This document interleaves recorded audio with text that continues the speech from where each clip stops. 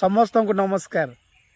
सरकार चाहूँगी दुर्गम अंचल बसवास करुवा निरीह जनसाधारण मानकर विकास तांको गाँ को भल रास्ता जाओ, बिजुली जाओ एवं पीवा पानी जाओ, किंतु चित्र एठी संपूर्ण अलगा।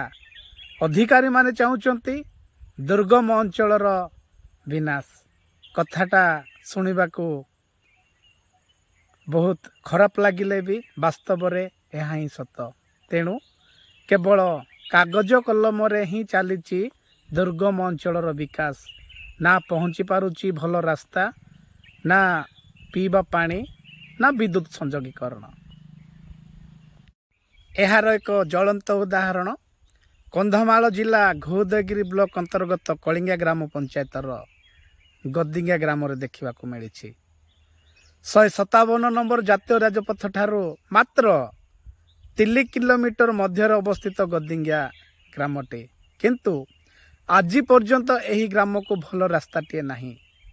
मुख्यमंत्री आरंभ कर मुख्य शासन सचिव, पंचायतराज मिनिस्टर, जिलापाल एवं घोदगिरी गोष्ठी उन्नयन अधिकारी एवं विभाग अधिकारी को चिट्ठी दे दे हताश हो गले निरीह गद्दिंगा ग्रामवासी। अति दुखर विषय। चिट्ठी देले तार उत्तर आसूची केवल विकास हम।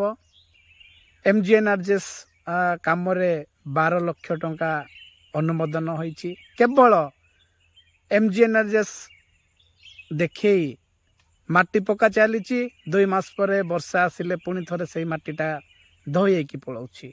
जेमिति सेमिति एठारे केवल लाभवान होउछंती किछि अधिकारी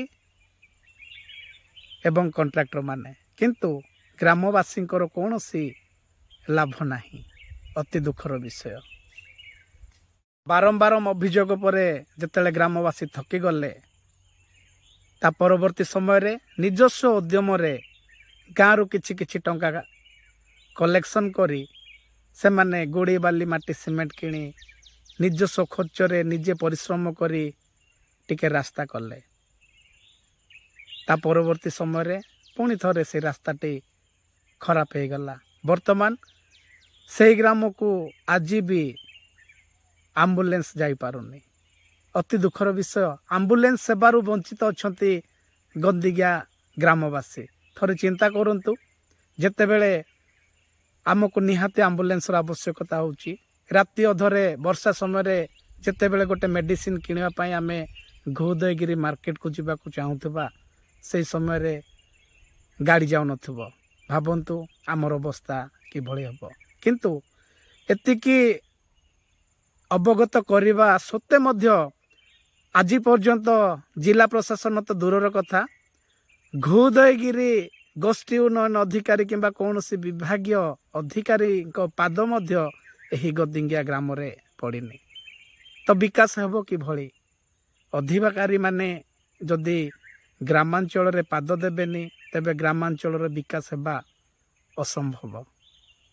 से माने ग्रामांचल को आसीबा बदल रे एसी रूम रे बसी कागज कलम रे केवल उत्तर लेखंती, यथाशीघ्र समस्यार समाधान हो जिवो। टंका अनुमोदन होईची आगामी दिन रे हो जिवो, किंतु सेमानंकर विकास केवल कागज एवं कलम मध्य सीमित। प्रैक्टिकली देखा गले एठाकार जनसाधारण बहुत असुविधार सम्मुखीन होउछंती। ना चिट्ठीर उत्तर देला भली विकास होउची, ना अंचलवासी उपकृत होउछंती। एहार तदंत करी अंचलवासी को उचित न्याय देवा निमंते आमे जिला प्रशासन एवं सरकार को अनुरोध करुछु। धन्यवाद।